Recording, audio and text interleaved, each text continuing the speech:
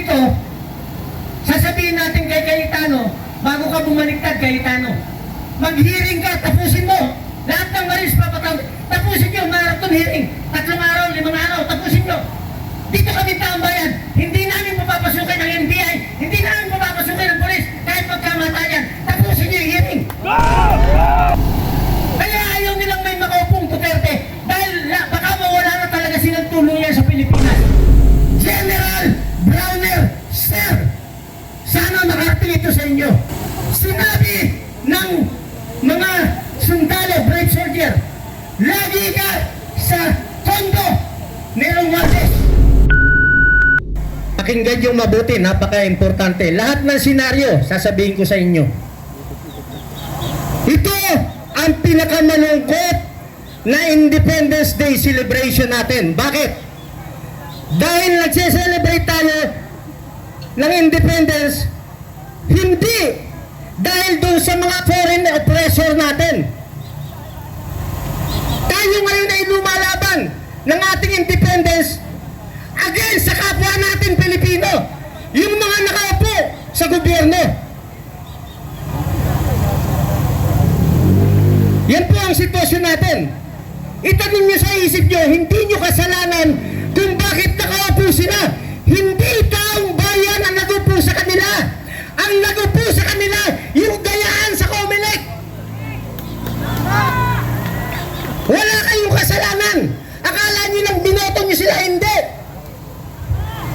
Sa oras na ito, alam nyo ba na nagkakalagayan na sa Comelec? Ang aga-aga pa.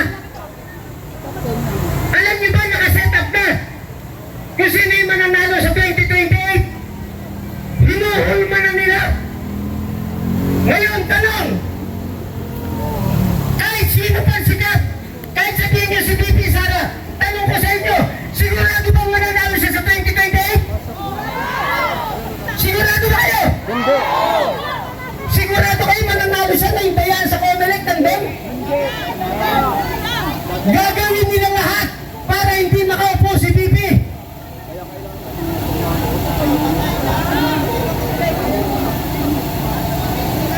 Ang dapat natin ayusin, doon muna.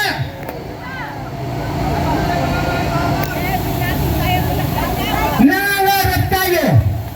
Ang bansa natin, hindi pa tayo gumagraduate.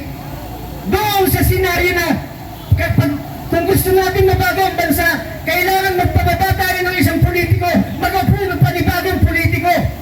Tanong, nakailang palit na tayo, ganito pa rin tayo.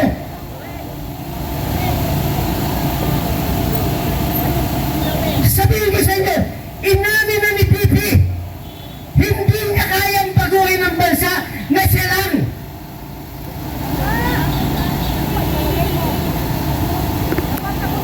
Huwag tayong mabuhay sa fairy tale. Ang kailangan natin, labas natin ang katotohanan at sisimulan natin sa araw na ito. Durog na ang pagkatao ni BBM. Kahit sinong Pilipino, kahit foreigner, alam ang korupsyon sa bansa natin. Hindi pwedeng magkakaroon ng malawak na korupsyon na hindi alam ng presidente. Bakit nananatili siyang nakatayo? Pakinggan niyo itong mabuti. Bakit nananatili siyang nakatayo? Dahil kontrolado nila ang pagsishape ng perception through social media and mainstream media. May mga handler sila, magagaling, foreigner. Anong trabaho ng foreigner? Nagbabato siya ng mga information doon sa mga aktor. Ito sabihin mo, ito sabihin mo, ito sabihin mo, ito sabihin mo. Consolidated yan, coordinated yan. Madali nilang patayin yung totoong narrative para kapag laging naririnig at nababasa ng taong bayan kahit mali yan, yung mali, inuulit-ulit nila. Naririnig nila sa artista, naririnig nila sa politiko, naririnig nila sa estudyante, naririnig nila sa ordinaryong tao, naririnig nila sa doktor. Mali lahat yun, pero paulit-ulit sa normal na kaisipan, nagiging tama. Inuulit isang araw, 2 araw, 3 araw, isang buwan. Example, nung lumabas yung 18 Maris, unang araw sa Club Pilipino, paano pinatay nila kaagad yung balita? perception. Sumunod na araw, walang lumabas na balita sa mainstream. Sino lumabas? Si Norman Mangusin at saka si Makagago. Paulit-ulit, ganun nila pinapatay. Lahat yan coordinated. Yung binibigyan ng information, mga aktor na lang yun. Yung mga artista, yung mga estudyante, lahat, mga professional, mga aktor na lang binibigyan ng, ito daw ba, ito sasabihin mo, ito. Kasama yan, mga politiko. Troll! Troll ang kalaban! 1,000! Binabayaran! Anong ginagawa ng troll? Bantayan yung mga social media ng kalaban ng gobyerno. Papatayin kagad nila. Akala nyo na isi-share nyo yung mga sinishare nyo yung vlog nyo. Umiigat lang yan dun sa circle of friends mo. Hindi lumalabas yan. Shadow ban. Troll yan. Yung machine, ang ginagamit nila machine, yung machine nakaprogram. Words, sentence, paragraph, binabantayan ng machine. Sandali nilang i-block yun. So tao, na libo, machine, paano tayo mananalo? Lahat ba nang lumalabas sa mainstream, totoo? Sagot! Lahat nang lumalabas sa social media, totoo? Hindi! Ang totoo kayo! Kayo yung nagtsatsaga rito araw-araw! Kayo ang totoong Pilipino!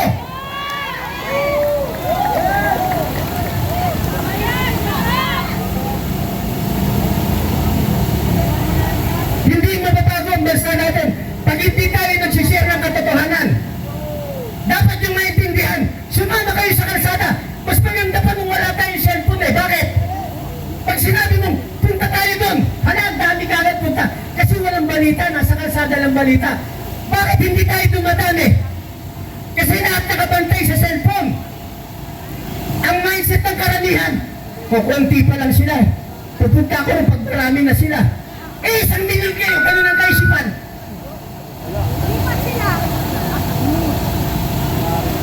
Paano tayo nadami? Hindi kailangan na sumigaw tayo na armed forces, mag-withdraw kayo ng support sa presidente. Armed forces, mag-withdraw kayo. Armed forces, hindi yun ang sigaw natin. Ang sigaw natin, huwag kayong mag-withdraw sa Pangulo. Huwag kayong lumaban sa gobyerno. Pero supportahan nyo yung nagsasabi na totoo.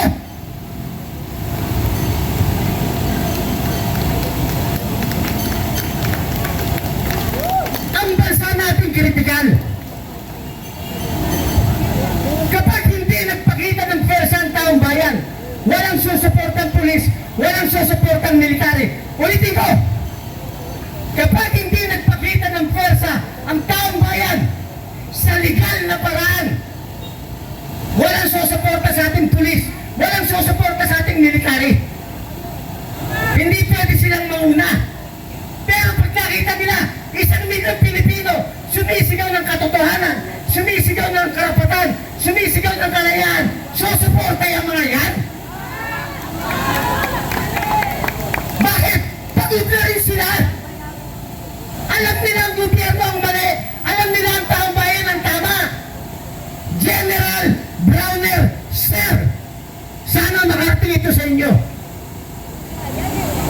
Tapang niya, no? Sinabi ng mga sundalo, brave soldier, lagi ka sa kondo ni Romualdez.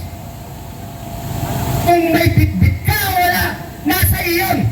Magre-retire ka na ngayong July. Mandatory requirement. Sana makarating ko sa iyo. Minsan ka na naming nakaharap face to face. Hinarap namin ang Armed Forces of the Philippines. Face to face. General Browner, lahat ng mga general niya, battle staff, from J1 to J10, face to face. At lahat ng senior generals. Sinabi namin yung problema ng bansa. Sumagot sila. Anong sagot nila? Hindi kami bulag. Hindi kami pipi. Hindi kami bigi. Yun ang sagot niya. Hanggang ngayon yung pa rin ang sagot niya, magre-retire na siya. General Browner, you will go down in history as part Ang gobyerno ito. Ulitin ko, General Bramer, hindi kami sinisigaw na mag-withdraw ka ng support sa Presidente. Hindi namin sinisigaw na magplano kayo ng extra constitutional means. Wala kami sinisigaw na gano'n. Ang sinisigaw namin, ulitin ko sa'yo, supportahan niyo yung nagsasabi ng totoo. Kapwa mo sundalo, sasabihin niyo sinungaling. Kapwa niyo sundalo, nagserbi sa bayan, sasabihin niyo hindi dapat tawagin na ex-marine.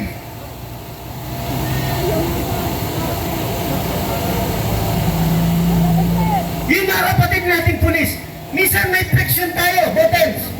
Pero normal yan, gumaganap sila sa tungkulin natin.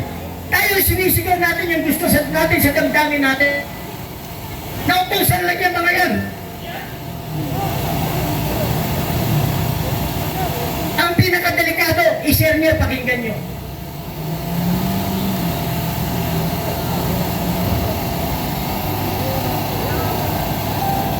Yung binanggit ni Pig Lacson na disgruntled na ang karamihan ng AFP up to battalion level, may pinagmumulan yun. Nabasa nyo? Sino nakabasa? May pinagmumulan yun. Senaryo. Importanteng malaman nyo yung senaryo. Paano? Kung may kamay ang US at sabihan yung mga junior officer, mag-military hunta kayo. Walang upong politiko. Walang upong sibilyan. Puro military. Ikaw, BBM, exile ka. Ang ididiin namin si Romualdez. Alam niyo ba yan? Hindi ko sinasabing totoo yan. Pero yun yung na-analyze namin na posibleng mangyari sa bansa natin. Hindi na tayo magkakaisa. Huwag tayong mangarap na magkakaisa pa tayo. Bakit? Ultimo nga sa pamilya natin eh. Hindi tayo magkakaisa ng isipan. Sinasabihan tayo ng mga anak natin. Ano ka ba? Pagdatanda mo na sa kalsada ka pa, makasagasaan ka dyan eh. Sa bahay ka na lang, matulog ka na lang. Tama mali? Kung sa bahay hindi tayo nagkakaisa, huwag tayong mangarap na magkakaisa tayong lahat at hindi mangyayari na milyon lalabas sa kalsada. Bakit? Ang hirap ng buhay. Pag hindi pumunta ka sa kalsada isang araw, daily ang tinatanggap mo, weekly. Isang araw mawala sa'yo, anong pagkain mo? Ang hirap. Pero kung magkakaisa tayo, isang araw idideklara natin, 2 araw, maximum 3 days, sacrifice tayo. Mag-sacrifice tayo isang araw, isang sakripisyo na lang, magsama-sama tayo lahat. Isang sakripisyo na lang. Yun lang ang gustong makita ng mga kapatid natin pulis at kapatid natin mga kasundaluhan. Sama-sama tayo. Anong gagawin natin? Tama na, hirap na kami. Bakit nandito tayo? Sasabihin nila, putangin ng mga buwang yan eh. Supporter ng mga Duterte yan eh. Lahat, kahit hindi tayo Duterte, sasabihin Duterte yan eh. Pag bumangga ka sa gobyerno, Duterte ka kagad. Pag may sinabi ka against sa gobyerno, Duterte ka kagad. Hindi niyo ba alam na marami ng Marcos loyalist at marami ng mga dilawan ang gustong umalis doon sa partido nila, sa grupong kinabibilangan nila? Gusto na nilang umalis. Kaya lang, wala silang mapuntahan dahil ayaw rin nila yung mga Duterte. Kaya ang isipan nila, dito na lang kami sa BBM, dito na lang kami sa dilawan. Hindi niyo ba naisip? May nag-iisip na isang ali. Sino yun? Hindi nila nahatak. Ang ginugurong nila ngayon, si Risa Hontiveros. For how many years? For Diyos por Santo, Senator Risa. Maliit ka pa lang, anti-Marcos ka. Bago mag-eleksyon, anti-Marcos ka. Nung nanalo si Marcos at nakikinabang kayo, hindi ka na anti-Marcos. Si Marcos naman, ang ayaw magpaliting at nagpatalsik sa tatay niya, mga liberal. Pero ngayon, okay na rin sa kanya sa liberal. Naghihimulan sila parehas ng mga pet nila eh.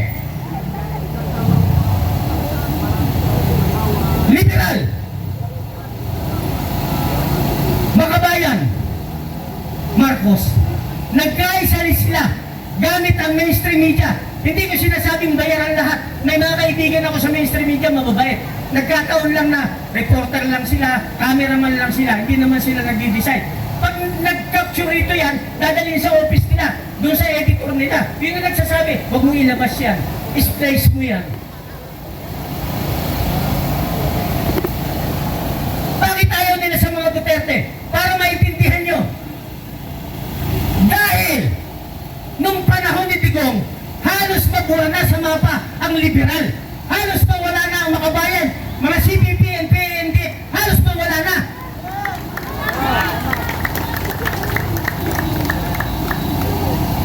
Kaya ayaw nilang may makaupong Duterte dahil baka mawala na talaga silang tuluyan sa Pilipinas.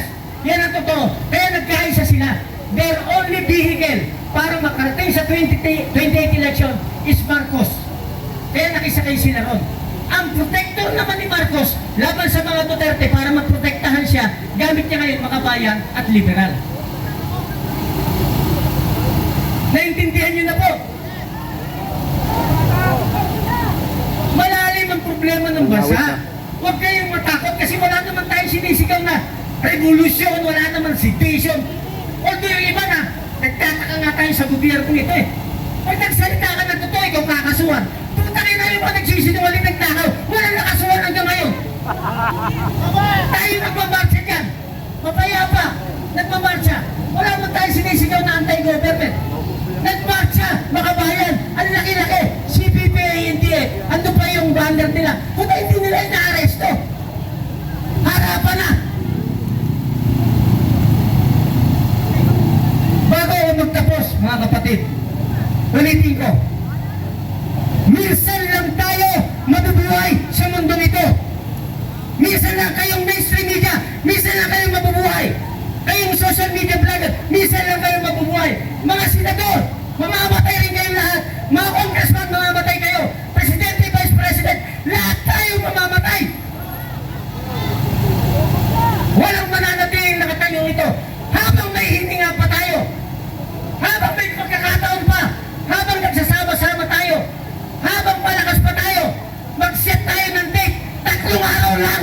Yayain nyo, pati mga kaaway nyo. Awayin nyo mga kapitbahay nyo, awayin nyo. Patayin nyo yung bahay. Lahat ng kapitbahay, patuloy na bahay.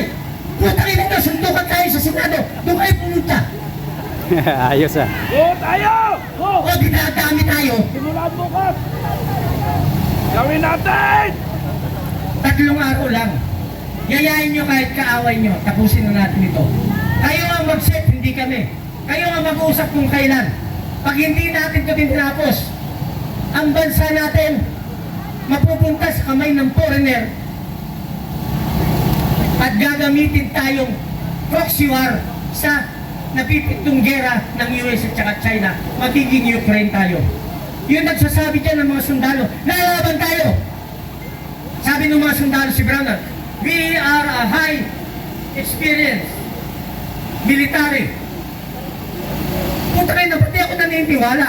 Lalabanan mo yung China. Eh puta yung mga rebelde sa bundok, di nyo matapos eh. China pa.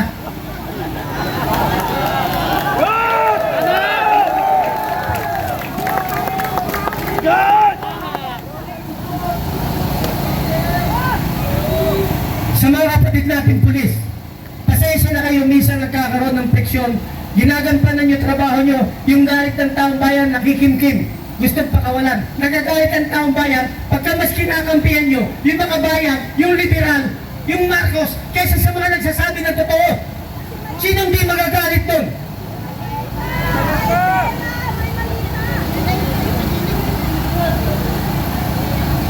Mga kapatid, iisa lang itong bansa natin. Ang ikakapanalo ng bansa natin nasa pagkakaisa. Ulitin ko, ang ikakapanalo ng bansa natin isa lang, nasa pagkakaisa. Pilitin nyo na, atakin sila, pumunta tayo, pumili tayo sa isang lugar na payapa. Pakita natin numbers natin. Kaya natin sinisigaw si Sara. Kahit yung iba sa atin di siya gusto. Pero yung mga abogado, bakit siya sinisigaw? Kasi siya yung constitutional successor. Pag sumigaw tayo ng iba, Unconstitutional yun, extra-constitutional yun. Kahit ayaw natin, ano gagawin natin? Siya yung susunod eh. Ang problema, pakinggan nyo. Pakinggan nyo. Yung presidente, alam kahit na mga elementary, bangag. Yung apo ko nakita sa TV, sabi ng apo ko, bangag. Nagtaka ako eh. Alam na natin lahat majority. Wala na tong gobyerno natin, wala na to. Yung sinasabi niya iba eh. Kaya nalalubog yung bansa natin. Paano kung hindi pala kaya ni VP Sara? Nanawagan ako sa kanya, sumagot siya. Ang sagot niya maganda. Gusto kong makita ng taong bayan kung gaano kasama si BBM hanggang katapusan. Ulitin ko napanood niyo ba yun? Gusto niyang matapos. Ang sasabihin ko sa kanya, BP, simula sa araw na ito hanggang sa 2028, isang taon mahigit pa. Yang gap na yan, galing ngayong araw hanggang sa 2028, yung gap na yan, nag-i-invite tayo ng more disaster to happen. Baka pagdating ng 2028, iba na senaryo. Maraming pwedeng mangyari. Ulitin ko, hindi tayo sumisigaw ng unconstitutional, extra-constitutional. Wala tayong sinisigaw sa military. Mag-kudeta kayo, mag-berga kayo sa gobyerno, mag-withdraw kayo, walang ganon. Ang sinisigaw natin, protektahan nyo yung nagsasabi ng totoo. Bakit yung ginigipit na pumasok dyan? Yung 18 brave soldier, yung 7 na Marines na additional, yung 4 na Coast Guard na active na papasok dyan. Kaya sila nag-lockdown dahil ayaw nila mag-hearing eh. Eh sa atin yan eh. Building natin yan. Kahit pumasok tayo dyan, legal yun. Ulitin ko, kahit pumasok tayo dyan, legal yun. Atin yan.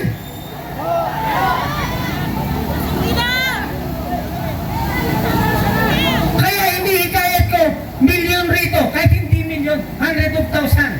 Babantayan natin ito. Sasabihin natin kay Cayetano, bago ka bumaliktad, Cayetano, mag-hearing ka, tapusin mo. Lahat ng maris papatawag, tapusin nyo, marathon hearing. 3 araw, 5 araw, tapusin nyo. Dito kami tambayan, hindi namin mapapasukin ng NBI, hindi namin mapapasukin ng polis, kahit magkamatayan, tapusin nyo yung hearing. Go! Go! Go!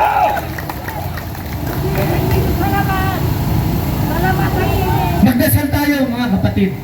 Ulitin ko, minsan lang tayo mabubuhay sa mundong ito. At never na ito mauulit pang muli.